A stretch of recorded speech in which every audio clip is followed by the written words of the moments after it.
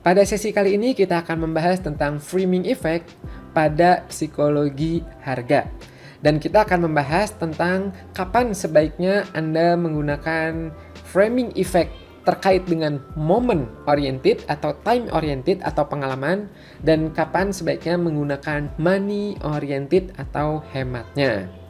Ini menarik sekali ya, karena ternyata di luar sana, Anda sadari atau tidak ya, banyak sekali iklan-iklan itu yang memanfaatkan prinsip psikologis ini ya. Ini kepakai sekali dan impactnya luar biasa ya. Nah, kita lihat dulu apa sih perbedaan antara pengalaman dan harga hemat ya, atau moment oriented dan money oriented. Ini dia perbedaannya. Jadi yang moment oriented atau yang pengalaman itu, mereka fokusnya adalah ke pengalaman atau ke waktu ya si calon konsumennya itu. Contoh misalnya iklan ini bagus ya, ini saya kutip dari internet ya, dari masing-masing. Seperti misalnya Silver Queen, santai belum lengkap tanpa Silver Queen ya. Atau misalnya asyiknya bersama Oreo ya gitu. Kemudian jalan-jalan, wujudkan liburan Anda sekarang ya gitu. Nah, ini adalah moment oriented pengalaman. Dan kalau Anda perhatikan, banyak sekali iklan-iklan di luar sana yang memanfaatkan ini. Samsung, Apple, Coca-Cola, Traveloka, ya, Gojek, Tokopedia, hampir semuanya kalau Anda lihat iklannya, mereka itu bukan mulai lagi, tapi mereka kayaknya sengaja ya, dari dulu itu fokusnya adalah menciptakan moment oriented. Ya. Nah, berikutnya kalau money oriented ya, itu biasanya dipakai untuk menunjukkan sesuatu yang hemat, sehingga tidak banyak yang menggunakan ini ya, dan biasanya digunakan oleh supermarket ya, seperti misalnya Jogja, misalnya belanja hemat ya Jogja, atau misalnya Carrefour ya hemat dan sebagainya.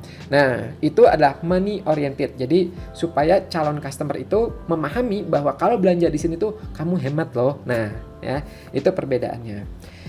Nah, jadi kalau kita simpulkan sementara dari sini adalah money oriented itu akan lebih efektif kalau kita menekankan pada seberapa rupiah yang bisa mereka hemat.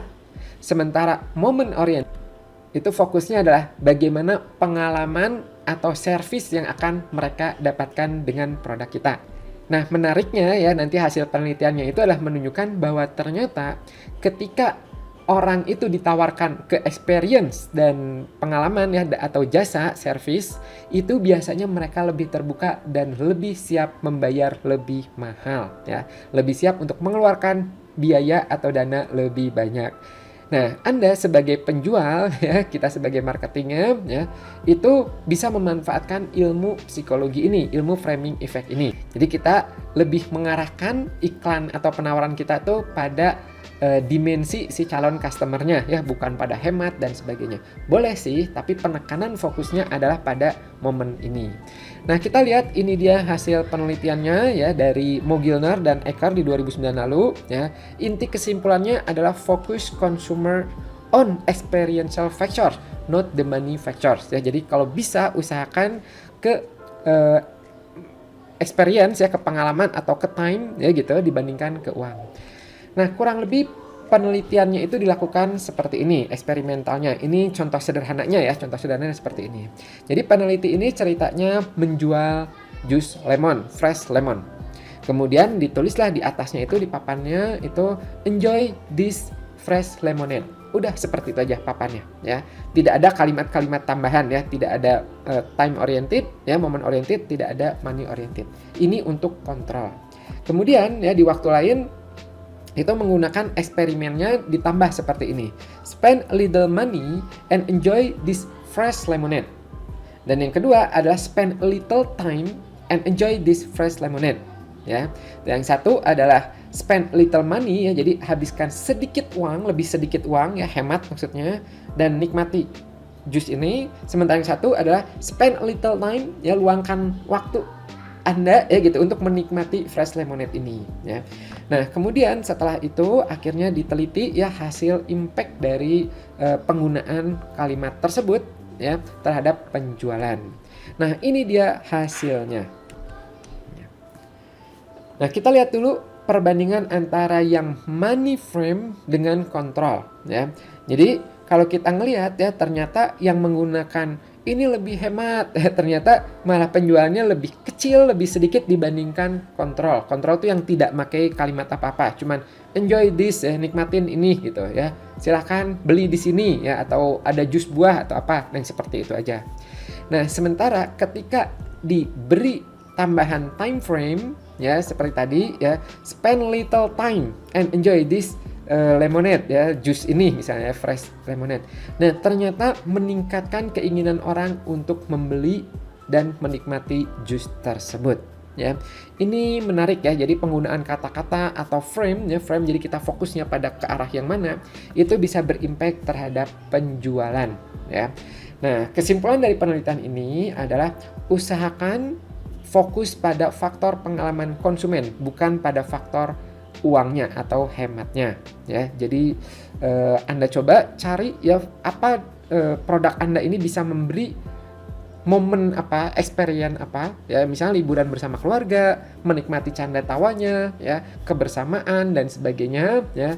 Itu lebih berimpact positif dibandingkan hanya fokus pada murahnya. Nah, saya mau sedikit cerita ya, ini salah seorang guru saya ya, beliau sebelumnya itu adalah tim di Unilever ya, dan menjual salah satu produknya adalah Rinso. Ini menarik sekali ya kisah ini. Jadi beliau itu dikasih tugas untuk, kalau nggak salah di Asia, di bagian Vietnam atau di Thailand ya gitu, itu untuk menjual produk Rinso tersebut ya. Ini saya menyebutkan merek untuk contoh ya.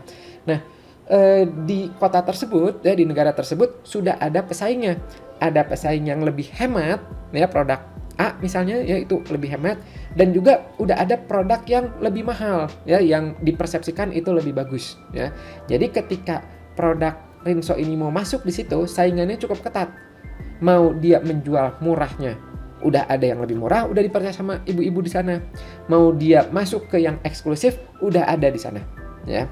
Dan akhirnya ya, guru saya ini beliau ahli di bidang strategi bisnis ya, di psikologi marketing juga. Beliau akhirnya merubah penjualannya bukan lagi dari murahnya, bukan lagi dari itu, tapi adalah dari experience-nya ya. Bahkan tidak membahas tentang produk itunya sendiri ya, tapi lebih ke experience-nya, yaitu adalah mungkin Anda pernah mendengar ya, terutama yang emak-emak, yang ibu-ibu, bahwa ini yaitu adalah kotor itu bagus ya gitu. Jadi ceritanya di iklannya itu adalah dibikin cerita bahwa anak-anak itu main kotor itu tidak apa-apa ya, tapi membuat dia itu jadinya sehat ya, jadinya pintar apa dan sebagainya. Nah, di situ yang dia jual adalah momen atau experiential fokus ya gitu. Dan banyak ya contoh-contoh lainnya, seperti misalnya Nike ya, kalau Anda lihat dia lebih fokusnya adalah experientialnya ya, atau misalnya Coca-Cola ya, keceriaannya ya. Tadi teh botol sosro misalnya ya, makan-makan bersama keluarga dan sebagainya. Nah, coba Anda cari ya apa momen dari produk Anda, experiential apa yang bisa Anda tawarkan ke calon market Anda, dan fokuslah di situ. Semoga bermanfaat, semoga dapat berimpact positif terhadap bisnis Anda, dan sampai jumpa di video berikutnya. Bye-bye.